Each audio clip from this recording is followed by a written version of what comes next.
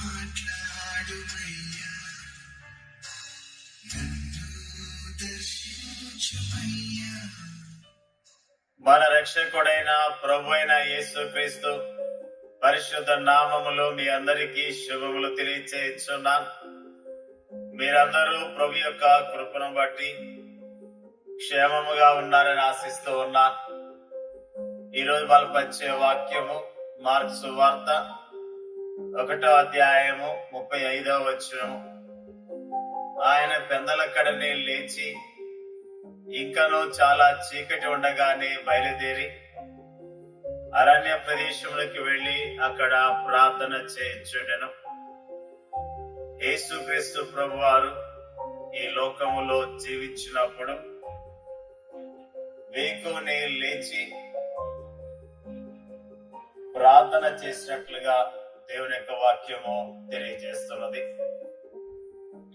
ఆయన మనకి ఎంతో మాదిరి ఉంచినట్లుగా కూడా ఈ వాక్యాన్ని జ్ఞాపకం చేసుకుంటూ ఉన్నాం. మరి అంతేకాకుండా శరీరధారి అయిన దినములలో మహారోదనముతోనూ కన్నీళ్లతోనూ తను మరణము నుండి రక్షింపగల వారికి ప్రార్థనలను యాచనలు సమర్పించి భయభక్తులు కలిగి ఉన్నందున ఆయన అంగీకరింపబడింది. యేసుక్రీస్తు ప్రభువారు గొప్ప ప్రార్థనాపరుడు. ఆయన ఎంతగానో ప్రార్థించినట్లుగా లేఖనాలు తెలియజేస్తూ ఉన్నాయి. ఆయన పరిచయం చేస్తున్న దినాల్లో ఆయనకి ఎంతో పని ఉన్నది. ఆయన అనేక ప్రాంతాలు సంచరించాలి, అనేకులను పరామర్శించాలి, అనేకుల కన్నీళ్లు తుడవాలి, అనేకుల జీవితాల్లో నవ్వులు పండించాలి, అనేకులను స్వస్థపరచాలి. ఉదయం లేచినప్పటి నుండి రాత్రి నిద్రపోయే వరకు ప్రభువుకు అనేకమైన పనులున్నాయి. అయితే వీటన్నిటికంటే ముందు ఆయన పెందలక్కడనే లేచి ఇంకనూ చాలా చీకటి ఉండగానే బయలుదేరి అరణ్య ప్రదేశానికి వెళ్లి అక్కడ ప్రార్థన చేయించడం. ప్రార్థన ప్రభు జీవితంలో ఒక ప్రాముఖ్యమైన భాగము. ఆయన తన దినాన్ని ప్రార్థనతో ప్రారంభించాడు, ప్రార్థనతో కొనసాగించాడు, ప్రార్థనతో ముగించాడు. ఆయన ప్రార్థనే ఊపిరిగా జీవించాడు. అందుకే ఆయన వేకువజామునే లేచేవాడు. ఆ రోజుకు సరిపడినంత బలాన్ని ఆయన ప్రార్థన ద్వారా పొందేవాడు. ఆ తర్వాతనే ఆయన తన పరిచర్యలో ముందుకు వెళ్ళేవాడు. తన తండ్రితోటి సంభాషణలోను సహవాసంలోను ఆయన తనకు అవసరమైన వనరులన్నీ పొందేవాడు. అందుకే ఆయన పెందలక్కడని లేచి ఇంకనూ చాలా చీకటి ఉండగానే బయలుదేరి అరణ్య ప్రదేశానికి వెళ్లి అక్కడ ప్రార్థన చేయించుండెను. భూమి మీద ప్రభు పరిచర్య జీవితమునకు ఇదెంత అద్భుతమైన వివరణ. అయితే ప్రస్తుతం తండ్రి కుడి పార్శ్వమున ఆయన జీవిస్తున్న జీవితం ఈ లోకంలో ఆయన జీవించిన జీవితానికి ఏమాత్రము తక్కువైంది కాదు. ఎందుకంటే ఈయన తన ద్వారా దేవుని ఎదుకు వచ్చి వారి పక్షమున విజ్ఞాపనం చేయుటకు నిరంతరము జీవించుతున్నాడు.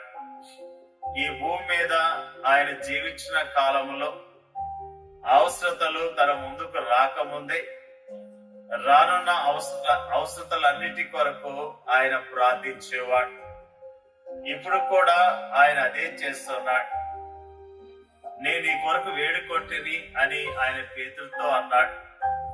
ఈ మాట పేతురుకు ఎంత ప్రోత్సాహకరమైనది.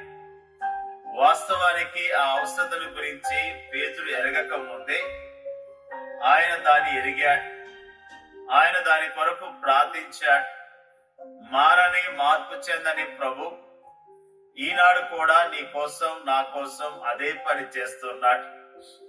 ఆయన మన ప్రార్థన అవసరాలన్నిటినీ ముందే ఎరిగిన వాడే వాటి కోసం ముందుగానే ప్రార్థిస్తున్నాడు.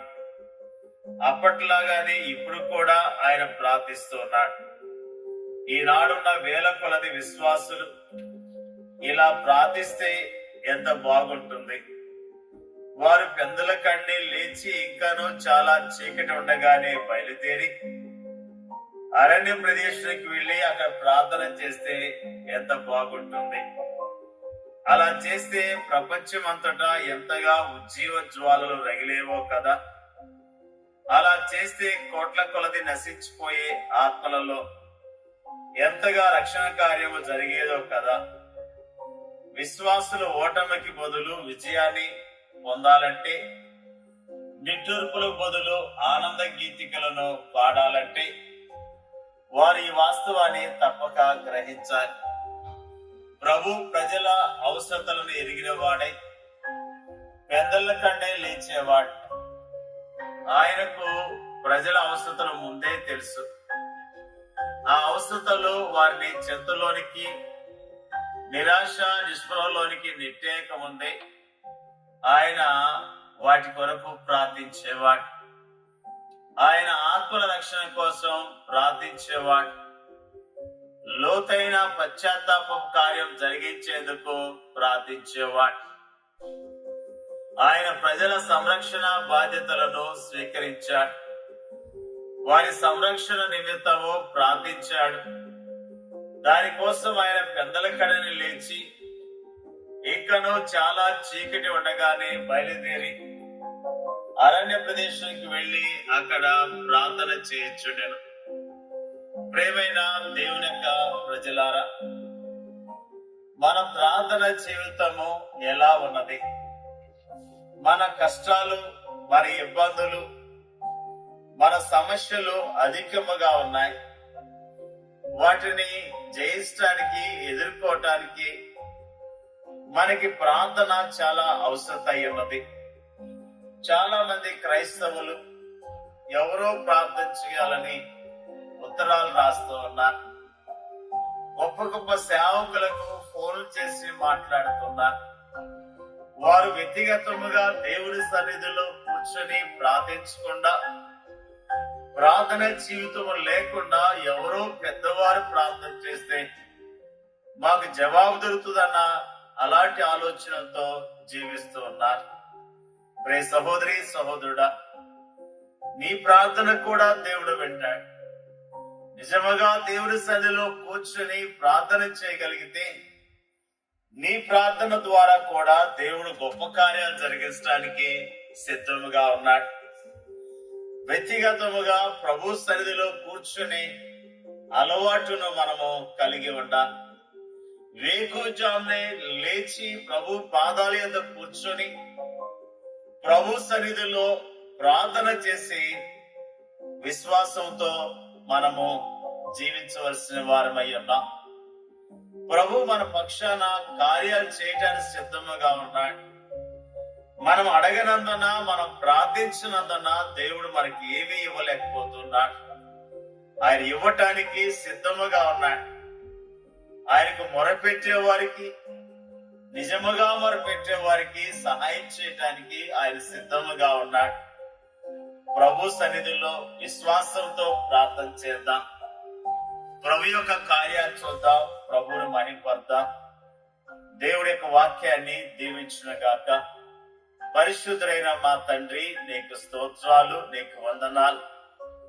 ప్రభువా, నువ్వు శరీరధారి అన్న దినముల్లో వేకుజామున లేచి ప్రార్థన చేసిన విషయాన్ని మాకు తేటగా తెలియజేసినందుకు నీకు స్తోత్రాలు. ప్రభువా, ఎంతో చక్కని మాదిరి మాకు ఉంచారయ్యా, స్తోత్రాలు. మేము కూడా మా జీవితాల్లో మాకున్న పరిస్థితులను ఎదుర్కోవటానికి, మా సమస్యలను పరిష్కరించుకోవటానికి వేకుజామున లేచి ప్రార్థనలు చేసే విశ్వాస జీవితాన్ని మాకు దయచేయండి అయ్యా, నీకు స్తోత్రాలు. ప్రపంచవ్యాప్తంగా ఉన్న క్రైస్తవులను జ్ఞాపకం చేసుకోండి. నీ ప్రజలందరూ కూడా ఏక మనసుతో ప్రార్థనలు చేయటానికి, ప్రార్థనల ద్వారా గొప్ప విజయాలు పొందటానికి మీరే సహాయం చేయమని అడుగుచున్నాం. ప్రభు, నీకు వందనాలు. వాక్యం వింటున్న ప్రతి సహోదరిని సహోదరులను వారి కుటుంబాలను పేరు పేరున దీవించి ఆస్వాదించండి అయ్యా. నీ స్తోత్రాలు. మా దేశాన్ని, మా దేశ ప్రజలు రక్షించండి, కాపాడండి. మా దేశంలో నీ పరిచర్య చేస్తున్న సేవకులను బలమైన ప్రార్థనా పరులుగా చేయండి అయ్యా. నీకు స్తోత్రాలు. ధైర్యముగా పరిచర్య చేయటానికి, ధైర్యముగా ఆత్మలు సంపాదించడానికి, కన్నీళ్లతో ప్రార్థన చేసే సేవకులుగా, సేవకురాలుగా ఉండటానికి మీరే సహాయం చేయండి అయ్యా. ప్రార్థన చేయించున్నాం. మేము యోగ్యముగా నీ కొరకు జీవించే కృప దయచేయమని యేసుక్రీస్తు పరిశుద్ధమైన నామములో అడిగి వేడుకొంచున్నాం తండ్రి. ఆమేన్.